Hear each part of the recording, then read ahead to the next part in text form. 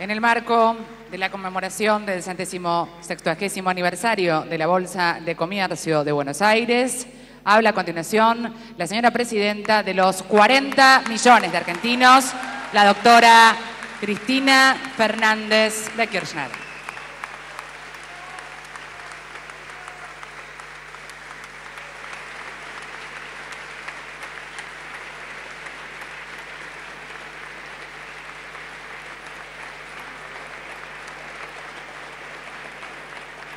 Muchas gracias.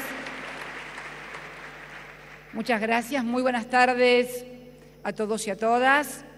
Señor presidente de la Bolsa de Comercio, autoridades de su comisión directiva, señores socios y socias de dicha entidad, señor presidente de la Unión Industrial Argentina y miembros también de la comisión directiva, señor presidente de la Cámara Argentina de la Construcción, señor presidente de la Honorable Cámara de Diputados, amigos y amigas que hoy nos acompañan. En principio, felicitar una vez más en esto que es casi una cita obligada todos los años y en esta vez, en esta oportunidad, al 160 aniversario de esta prestigiosa institución. Y la verdad que escuchándolo a Adelmo, y permítanme que me dirija a él, Adelmo, porque voy a hacerlo como lo hago en privado. A mí no me gusta manejarme de una manera en privado y de otra en público. Normalmente, no sé si estará bien y de acuerdo a protocolo, pero así soy. Hablamos siempre con Adelmo, él me dice Adelmo, él me dice presidenta, con mucho respeto, que yo le agradezco, pero realmente muchas veces cuando uno escucha críticas, y no son las de él, no hablo de las de él, por Dios, hablo de críticas de afuera, acerca de que nuestro gobierno es un gobierno pro-Estado, antimercado, contra los empresarios. Bueno, desde que llegué no hago más que escuchar elogios sobre la ley 26.831, que es la ley que ha generado precisamente esta magnífica oportunidad. ¿Y saben qué? Esa ley es una ley que es proyecto de este gobierno que nos tocó a presidir, de este proyecto, que precisamente la trabajamos en forma conjunta y es un proyecto del Poder Ejecutivo que fue remitido como corresponde al Parlamento argentino. Y este aquí, mi sorpresa que no fue votada en muchos aspectos por algunos que se dicen pro mercado. Y sin embargo, es una ley que impulsamos nosotros y que hoy permite esta oportunidad de fusión de distintas bolsas, como la de Rosario, Mendoza, Córdoba, Buenos Aires, que le va a dar mucho dinamismo al mercado, mayor profundidad y comprender también cómo funciona el mercado de capitales y, como decía recién Adelmo, convencer a la gente de que en lugar de invertir en moneda extranjera, invierta en las empresas. Pero esta no es solamente función del Estado. Generar confianza en los ahorristas, en sus empresas, es responsabilidad esencial de los empresarios. Acá teníamos y se mencionaba un ejemplo que ha suscitado enorme interés, YPF. Pero YPF ha suscitado enorme interés, aparte de que ha sido recuperada y fundamentalmente se ha dedicado a acrecentar la exploración, a invertir cada vez más y a partir del hallazgo de importantes yacimientos como Vaca Muerta y otros que estamos hallando constantemente, generar confianza en el inversor. Y qué curioso, el 51% de esa empresa es estatal. Sin embargo, el ahorrista, la sociedad, tiene confianza y cada vez que YPF emite obligaciones, compra. ¿Qué quiere decir? Que hay confianza en la empresa. ¿Qué tienen que hacer entonces los empresarios argentinos que cotizan en bolsa y los que coticen en el futuro?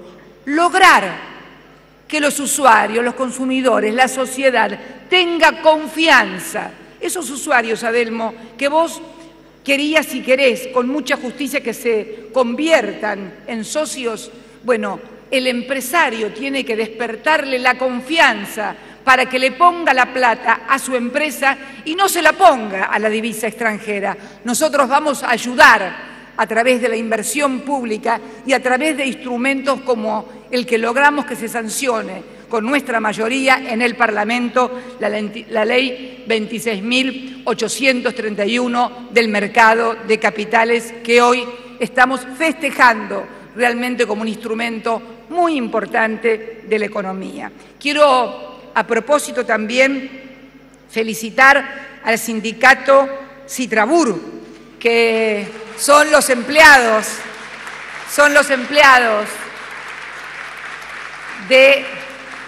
que es el sindicato que agrupa a todos aquellos que trabajan y que me recibieron muy amigablemente y amablemente en el ingreso de la bolsa con un hermoso ramo de flores, les agradezco, y que representan precisamente a los trabajadores de esta casa y de otras casas que tienen esta actividad. Vos hablabas, porque obviamente se necesitan de empresas, de trabajadores, de directivos, todos juntos para hacer algo. Adelmo hablaba de logros que hemos tenido en el gobierno. Solucionar la histórica deuda del Club de París, del cual hablaba y escuché permanentemente desde que cada vez que venía acá cada año. Bueno, este año podemos decir, hemos acordado y ya hemos pagado la primera cuota de 642 millones de dólares.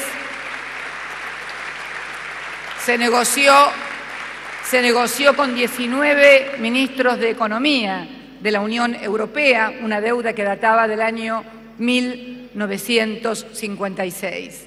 También hemos concluido numerosos juicios que estaban entablados en el CIADI, que es el tribunal del Banco Mundial, en el cual teníamos demandas a las que hemos dado respuesta y solución. Y finalmente también llegado a un acuerdo que yo considero más que importante, no solamente para el presente, sino para el futuro de todas las generaciones, y es haber llegado al acuerdo y a la solución amistosa con Repsol, precisamente por la captación del 51% de sus acciones y la transformación nuevamente en una empresa nacional de lo que nunca debió dejar de ser nacional, como son los recursos energéticos.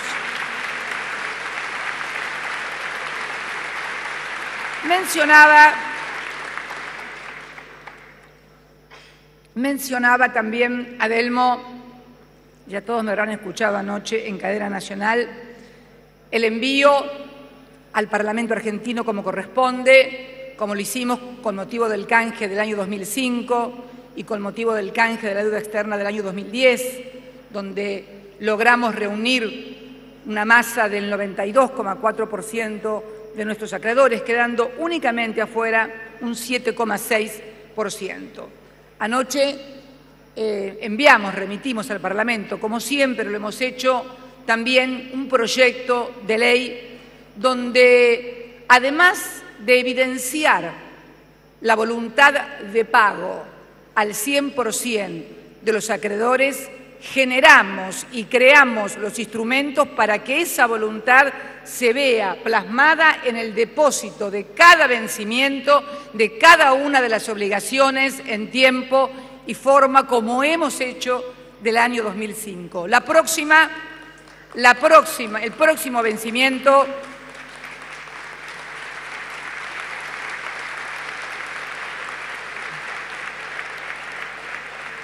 empezaron con los papelitos.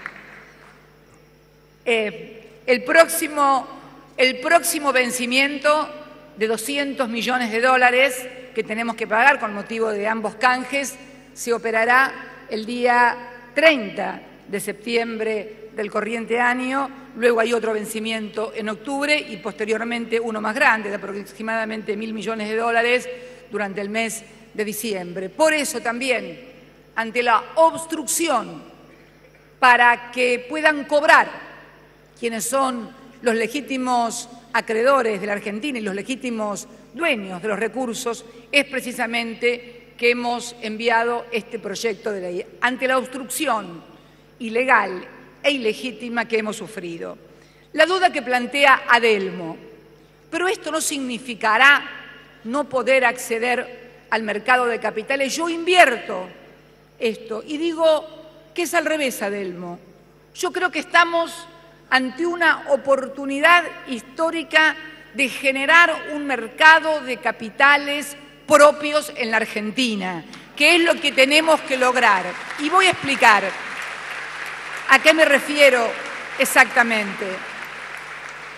Si uno observa el ingreso o flujo de capitales externos durante los últimos 50 años, va a observar realmente que el flujo externo se produjo en gran medida durante las etapas del 76 al 83 y durante la década de los 90. Luego, fundamentalmente en nuestra etapa, hubo una gran inversión nacional a través de lo privado y a través del Estado. El Estado ha invertido mucho públicamente. Y cuando nosotros nos planteamos, o los empresarios se plantean muchas veces como gran problema el acceso al mercado de capitales, yo lo entendería si viviéramos en países, no quiero nombrar ningún país para que ninguno se sienta afectado, de algún continente alejado, pero la Argentina, señores, tiene una capacidad de ahorro interna y una capacidad de ahorro de sus empresarios que también se ha dado a través de numerosos instrumentos con capitales radicados en el exterior, lo sabemos.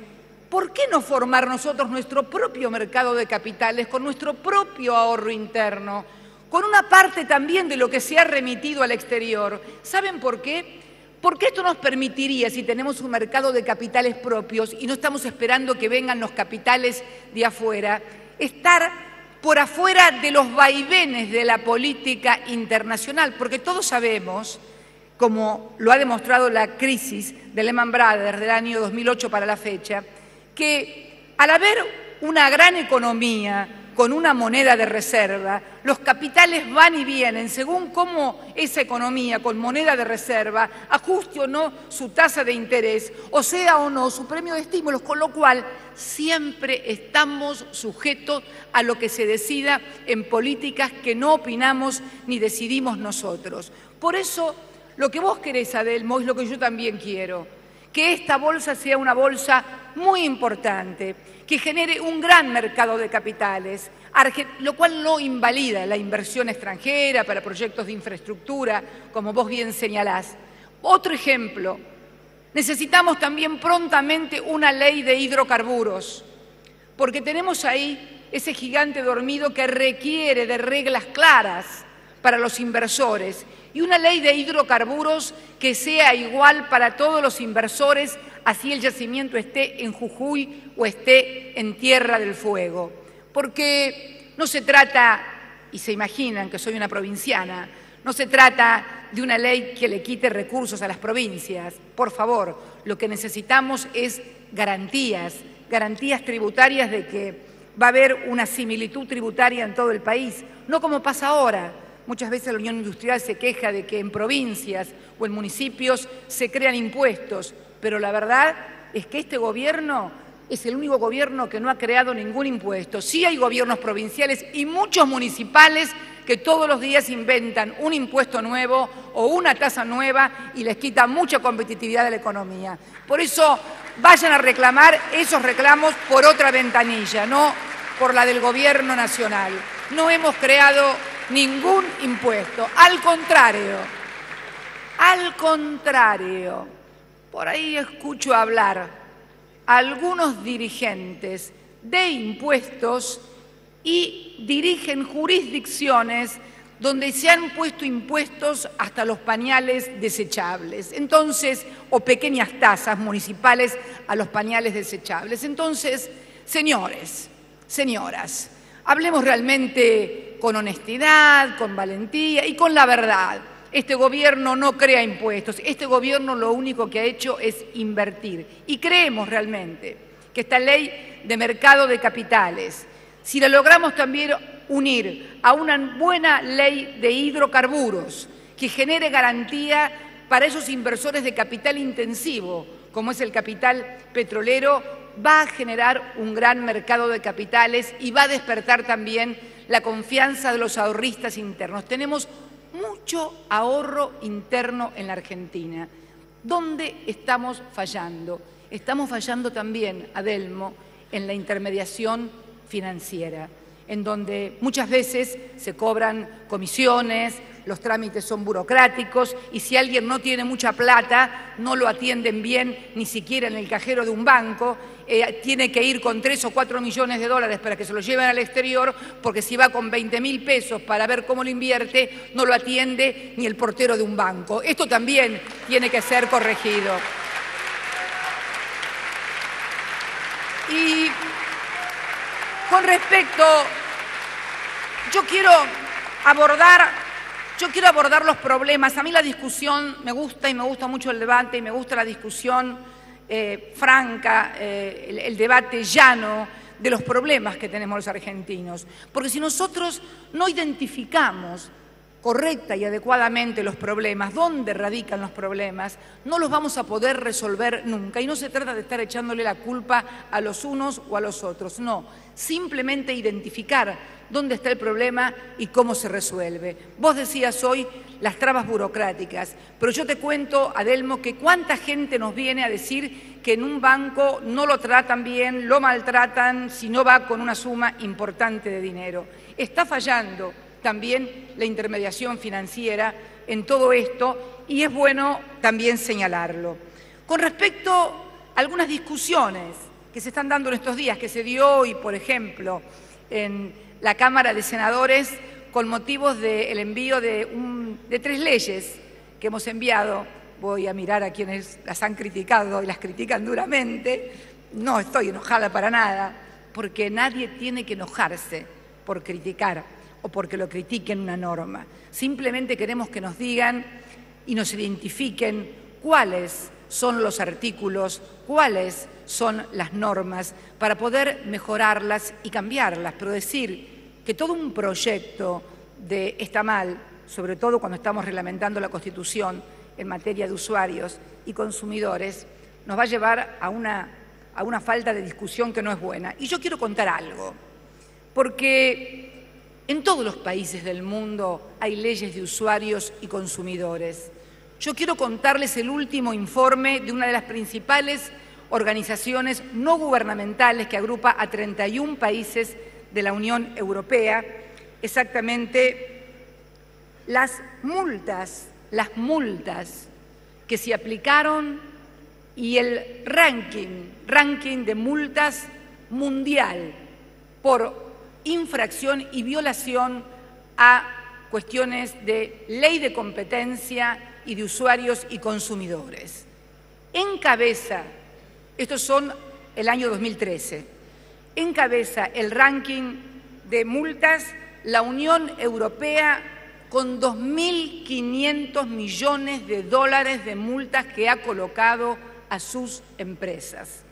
Luego sigue Estados Unidos con 1.020 millones, luego Corea del Sur con 255 millones, China con 241 millones de dólares, Japón con 225 millones de dólares y en nuestro continente, en Latinoamérica, la única que fue testeada aplicando multas fue nuestro principal socio estratégico, la República Federativa del Brasil, por 213 millones de dólares.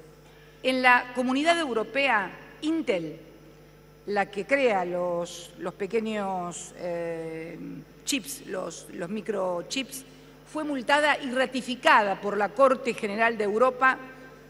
No los miren porque no tiene nada que ver, estamos hablando de Europa.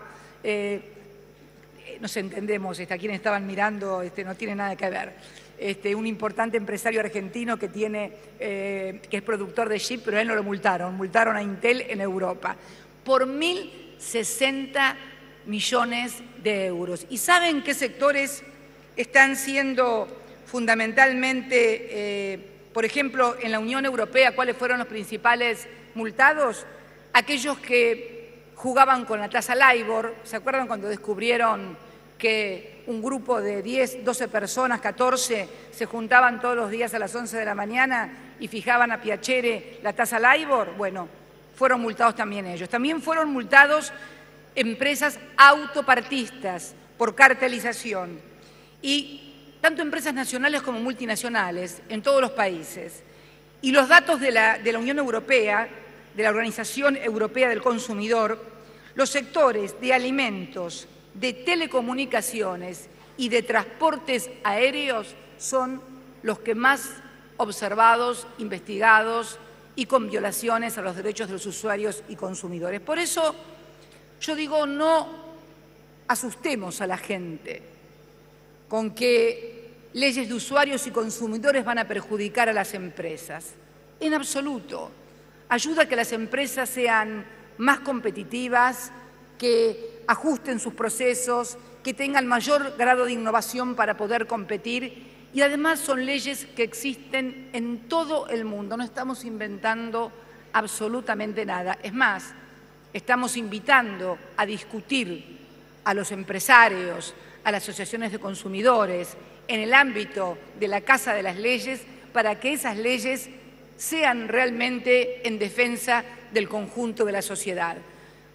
Hay muchas veces intereses que chocan los unos contra los otros, pero el Estado está precisamente para regular y para evitar que de ese choque salgan perjudicados los más débiles o los que menos fuerza tienen en las relaciones económicas y comerciales, que de eso también se trata, Adelmo, la justicia social. Pero bueno, hablabas también, y antes de entrar en las propuestas y antes de entrar en algunos números de la economía sumamente interesantes, también se agitan fantasmas. Hace unos días, a partir de un discurso mío, se agitó el fantasma de que con la aplicación de dos leyes, que es la 26.733 y la 26.734, que ambas fueron identificadas como leyes del antiterrorismo, pero no tienen absolutamente nada que ver. Son leyes que devienen de otra ley, la 26.024, que se sancionó en el Congreso con la aprobación de grandes mayorías legislativas y que era precisamente el convenio internacional del Gafi, el convenio de lucha contra el terrorismo, el lavado de dinero, que también hace y que precisamente estas dos leyes, la 26.733 y la 26.734, nos van a permitir, como miembros integrantes del Gafi, ustedes saben que es el Grupo de Acción Financiera Internacional, que integran solamente 34 países y nosotros somos uno de los miembros, estas dos leyes son las por las cuales fuimos felicitados en la última asamblea del Gafi y la que nos van a permitir salir de la lista de observación. Bueno, estas leyes son las que quiere derogar algún sector de la oposición. Eso nos va a merecer inmediatamente una sanción del Gafi que impactaría de lleno, obviamente, en el mercado de capitales y en toda la economía. Por eso yo digo que cuando muchas veces se habla, yo no sé si se hace por especulación política, que no la critico, porque en definitiva tienen derecho todos a querer juntar más voluntades, pero creo que muchas veces se habla por falta de conocimiento.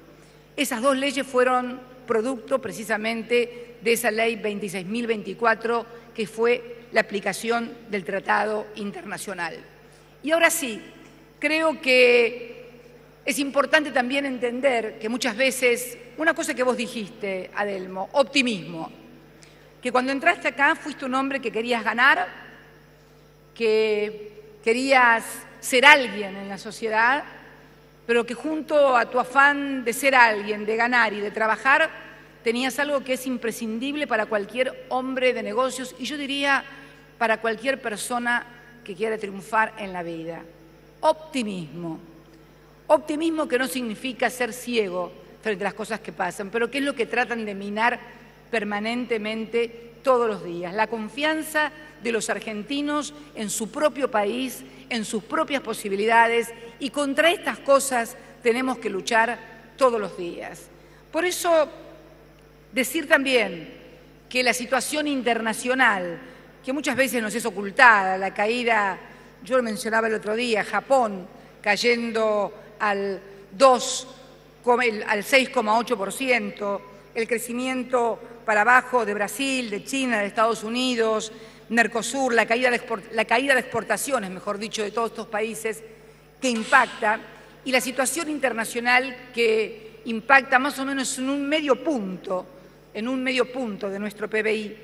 Y sin embargo, gracias a políticas activas, el consumo en nuestro país sigue poniéndole un piso a la desaceleración de la economía. Las ventas en supermercados y centros de compra en el primer semestre del año crecen en términos reales en el 4,9% y 8,%.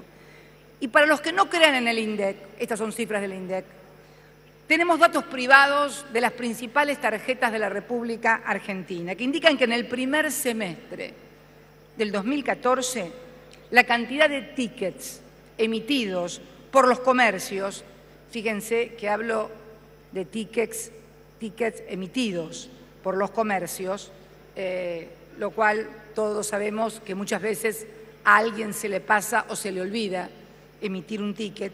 Restaurantes, 18%, combustibles, un 18%.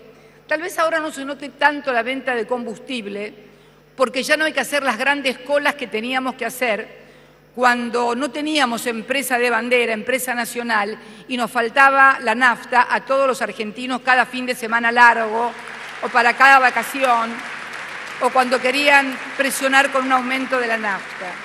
Pero la verdad, supermercados, el 16%, y el monto facturado durante el segundo trimestre del 2014 también creció, inclusive por encima de la inflación que miden las consultoras.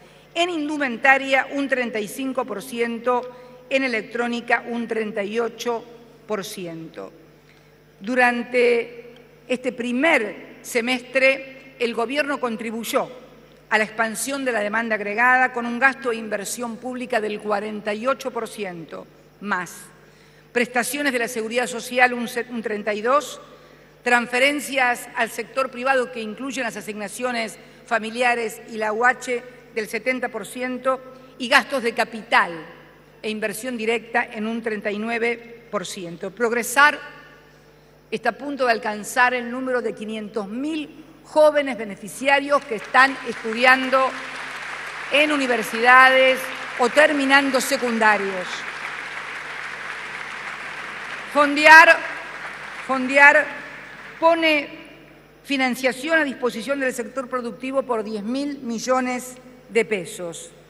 Una política macroeconómica muy consistente, Procreauto, que asegurará que se patenten este año por lo menos 700.000 vehículos, ya superaron en poco tiempo más de 8.000 créditos personales. Y también pusimos un poco de techo a tasas y gastos en materia de patentamiento de autos que no tenían límite.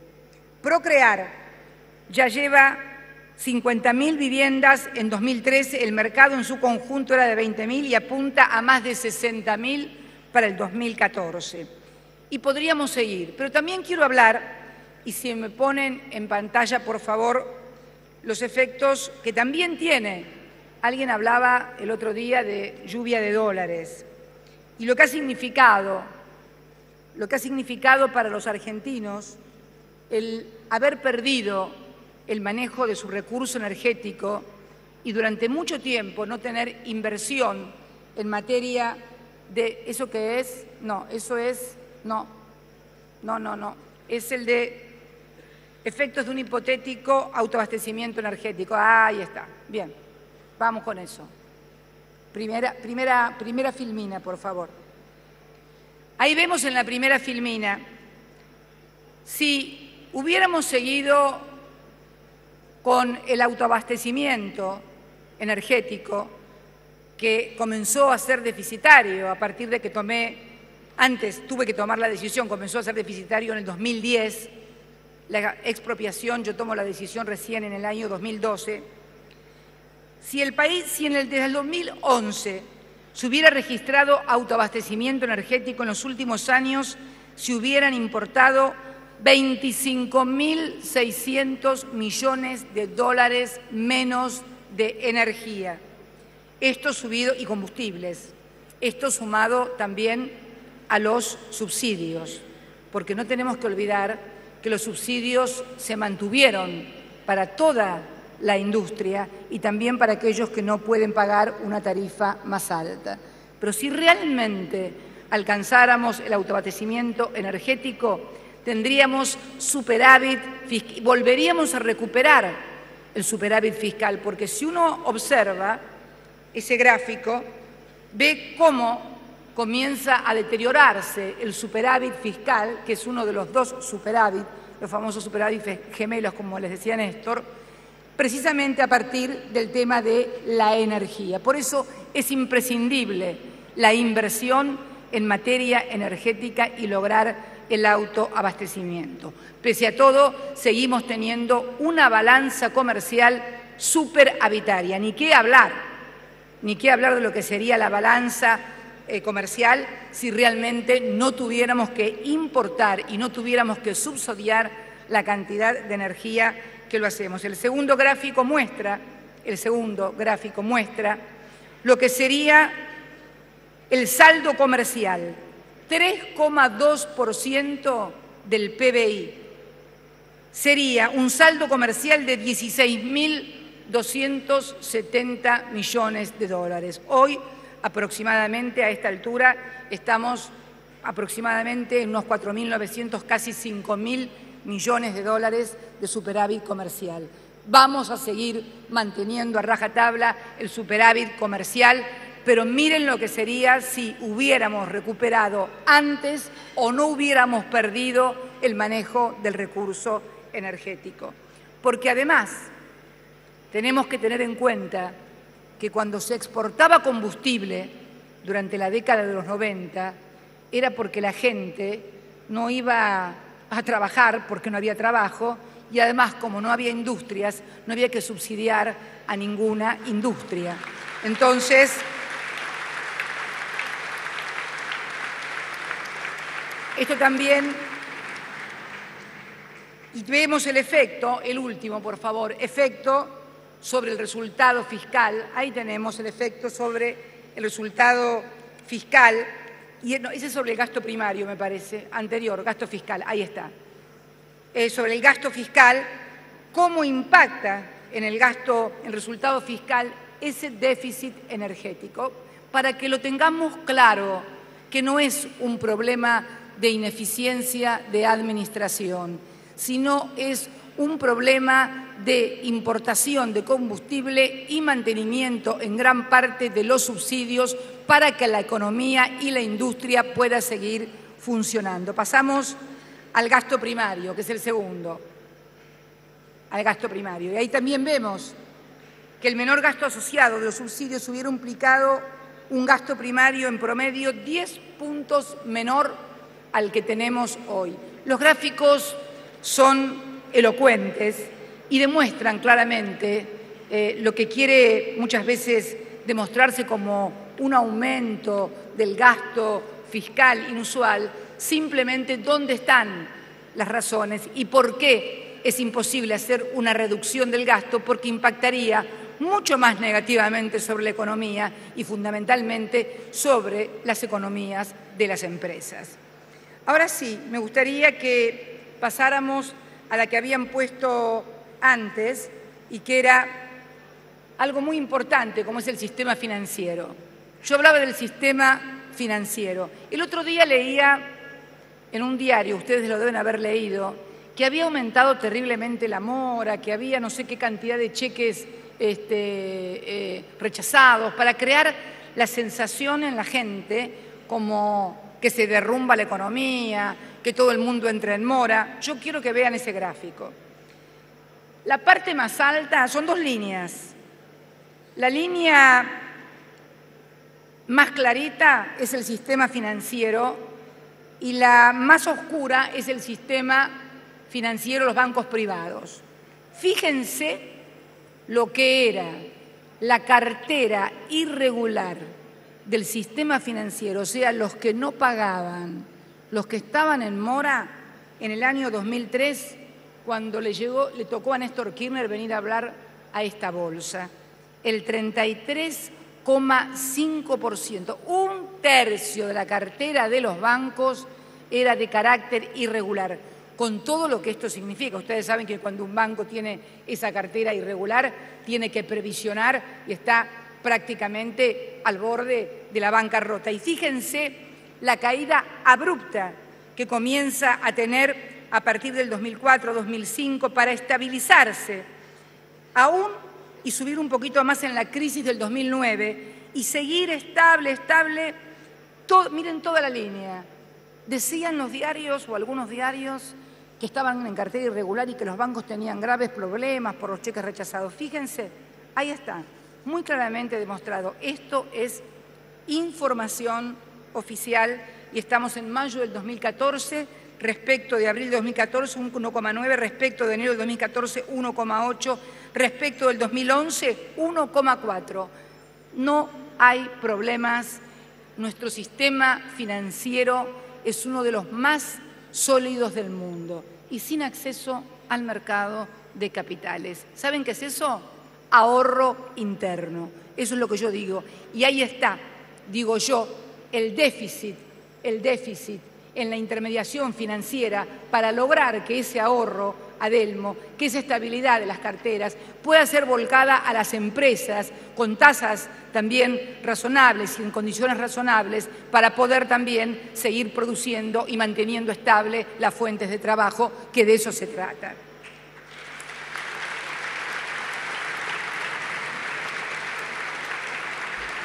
El segundo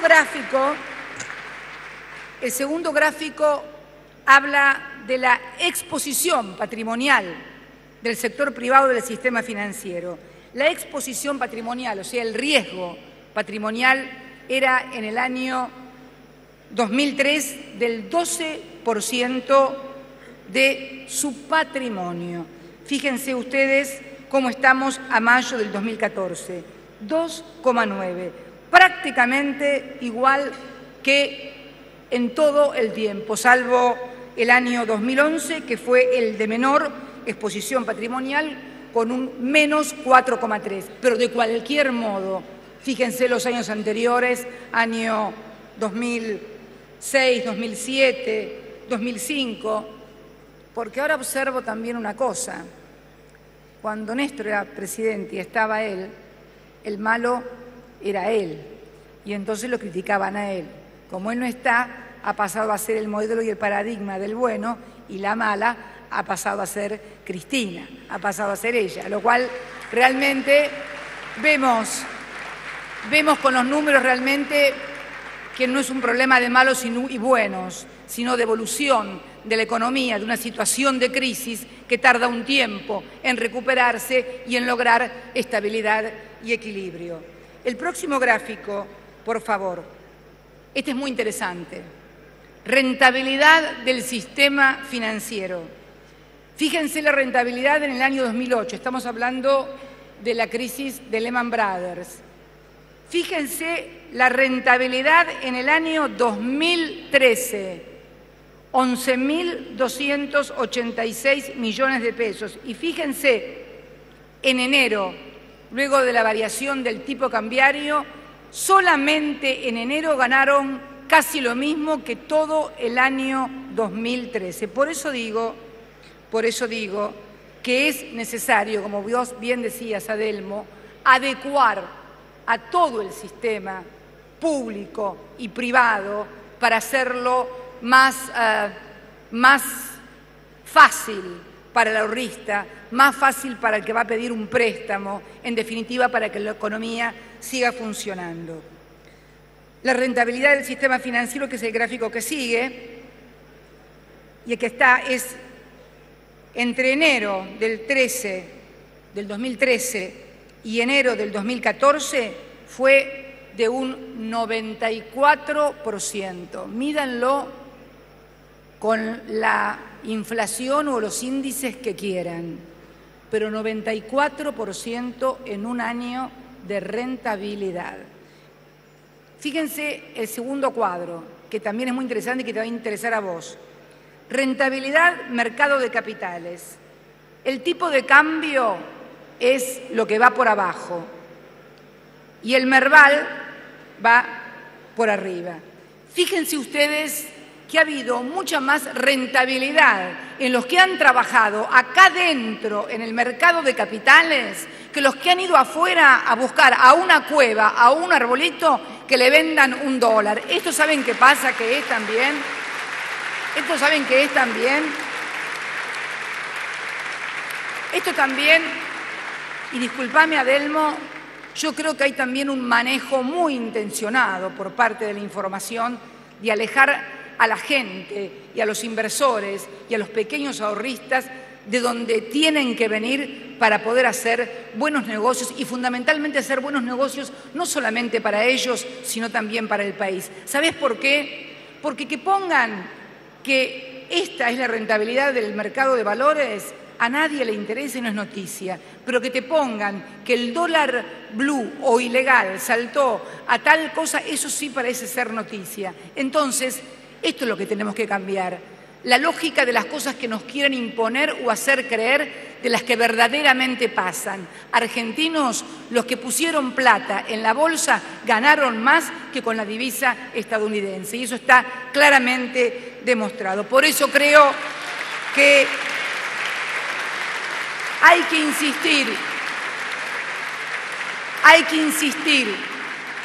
insistir mucho, machacar, digo yo, todos los días con estas cosas. Decía mi abuela, la letra con sangre entra.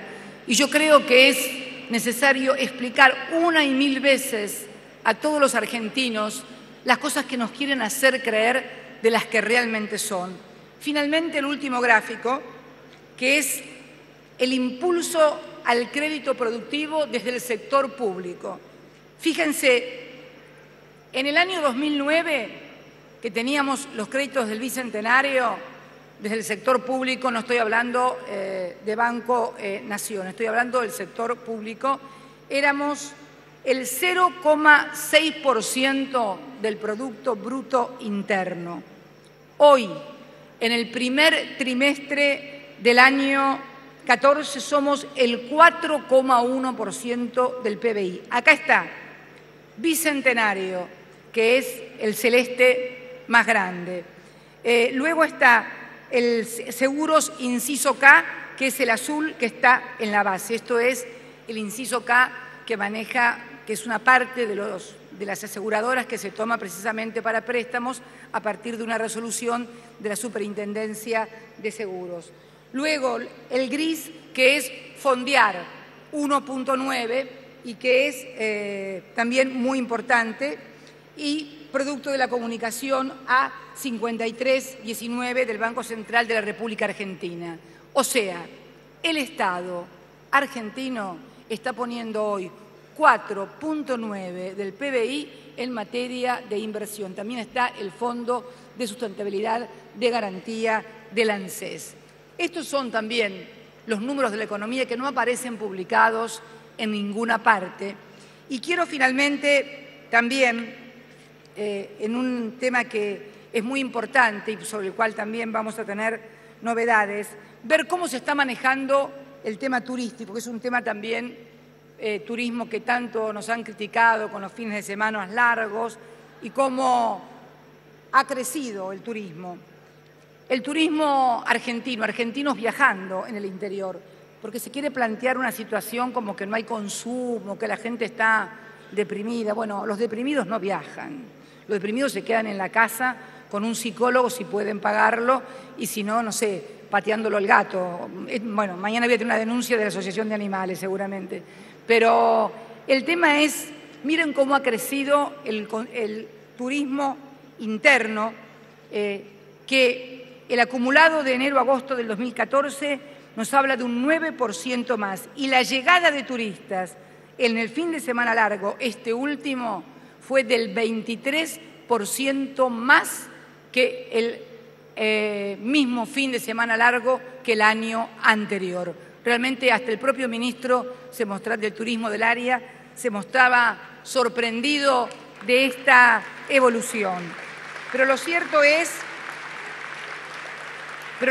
es que uno podía observar las filas de los autos en las distintas carreteras y el jefe de gabinete creo que me contó que él se quedó acá el fin de semana largo, yo me fui a mi provincia, me contaba que cuando acompañó a su hija, a Pilar, a un asado, tardó 3 horas en llegar porque iba a 1 hora, 24 kilómetros para ir para la zona norte de la capital federal.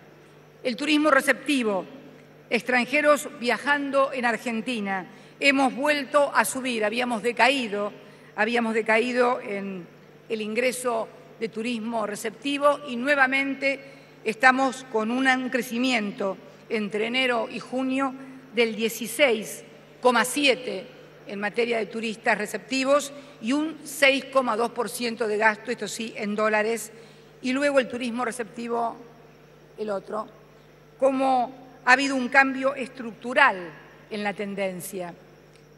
El celeste claro son los turistas de países limítrofes y el celeste más intenso son de los países no limítrofes. Fíjense en toda la primera etapa que va de 1990 al año 2000, han crecido, siempre eran muchos más los de los países no limítrofes. Y fíjense en toda la última etapa cómo ha crecido el turismo de los países no limítrofes. ¿Saben a qué se debe eso? A 2 cosas. Primero, al crecimiento que han tenido las economías emergentes en toda la región, que les ha permitido a muchos compatriotas de la patria grande salir de su país.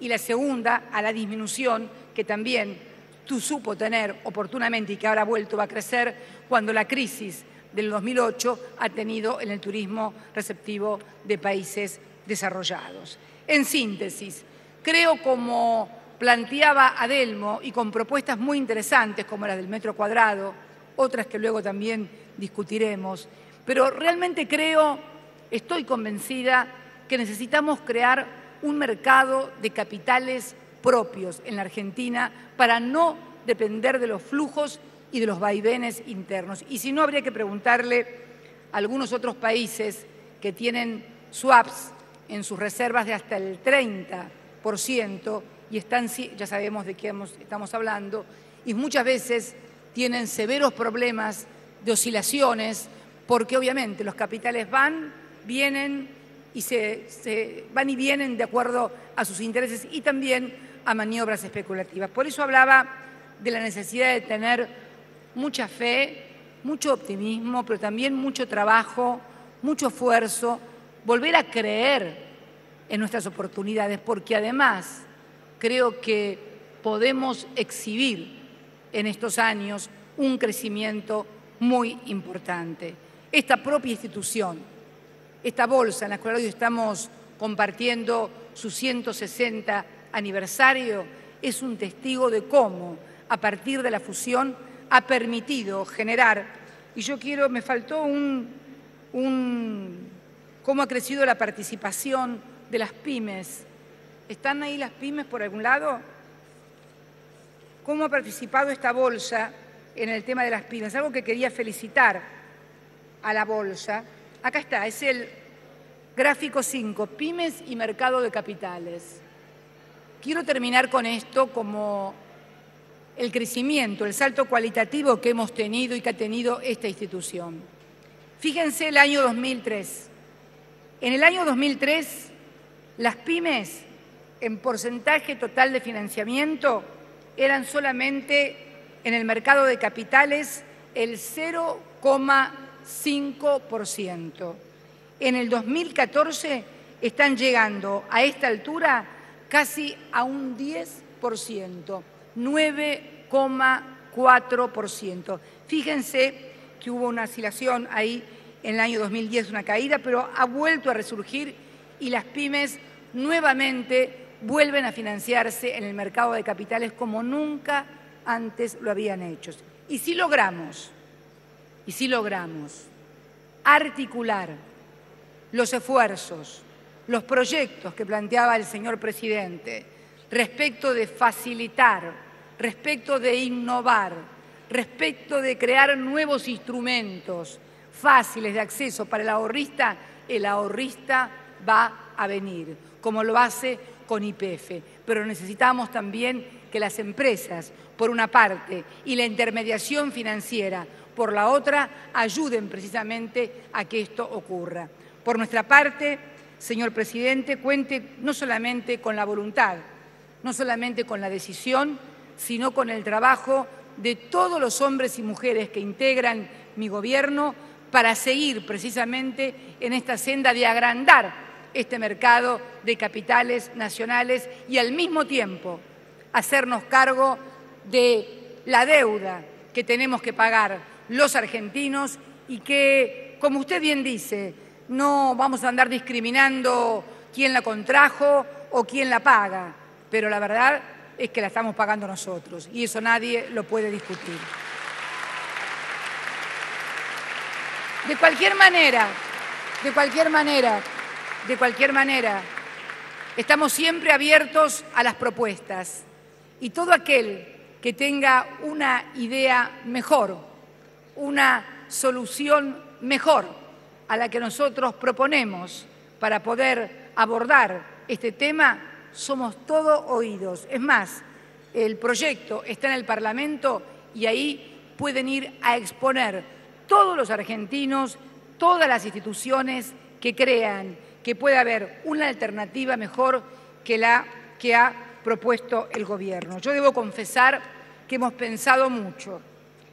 Debo confesarles que hemos llevado adelante negociaciones que tal vez en otra etapa no las hubiéramos hecho, que hemos aguantado y tolerado cosas que tal vez su amigo, como usted lo dice, Néstor Kirchner, no las hubiera aguantado y tolerado, conociéndole el carácter. Pero debo decir que hemos hecho todos los esfuerzos necesarios a nuestro alcance, no por benignos, ni caritativos, ni buenos, simplemente por una cuestión de responsabilidad de gobierno, de poder llegar a un entendimiento o a un acuerdo. Pero ¿sabe qué? Nos dimos cuenta que el negocio de ellos era precisamente no negociar, no acordar. Ahí estaba el negocio de ellos.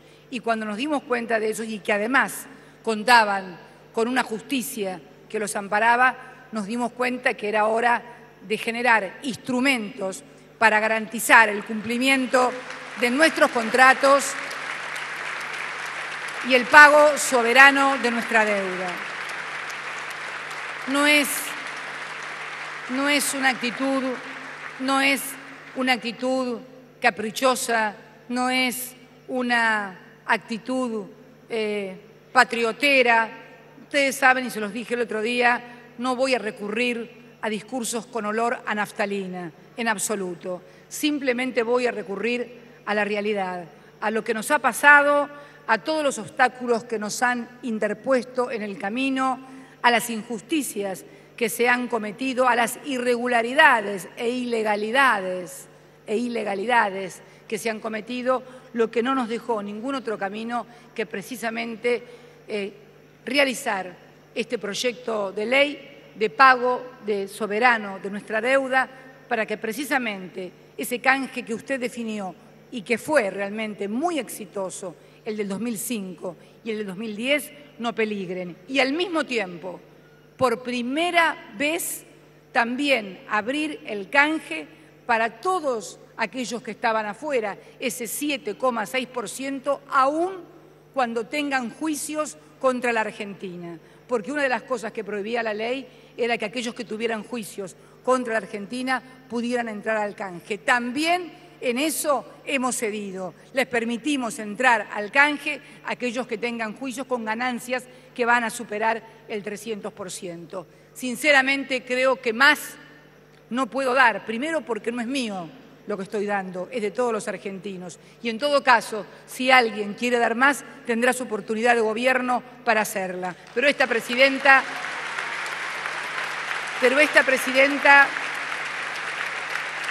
¿Cree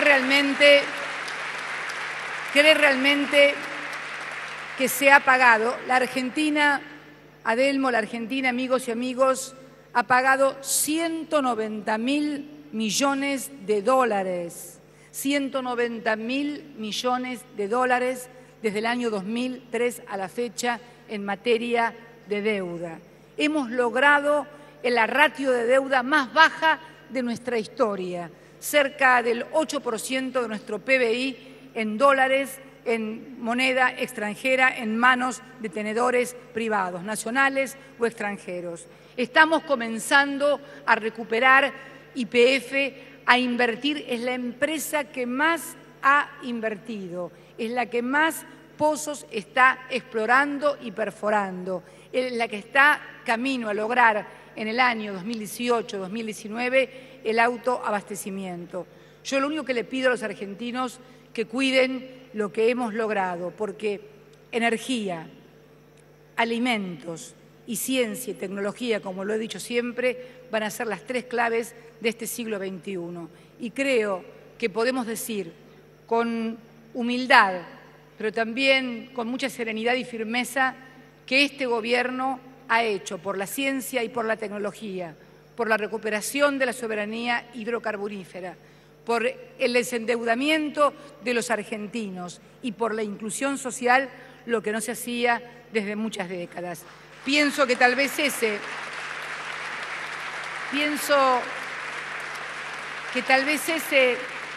sea el precio que tenemos que pagar.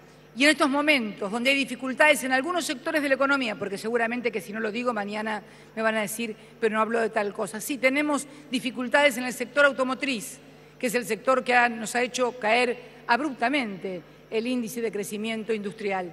Pero todos sabemos que también los problemas no devienen del problema interno, sino también de quienes nos compran desde afuera, y tenemos problemas también porque nuestro socio principal ha dejado de crecer en la medida que lo venía haciendo. Pero no importa, no nos ponemos a llorar ni a lamentarnos, simplemente nos arremangamos como siempre lo hemos hecho y estamos pensando todos los días qué instrumento, qué política contracíclica tenemos que crear para superar todas las dificultades que puedan sobrevenir hoy, mañana y pasado mañana también. Muchas gracias y feliz aniversario a toda la Bolsa de Comercio. Muchas gracias.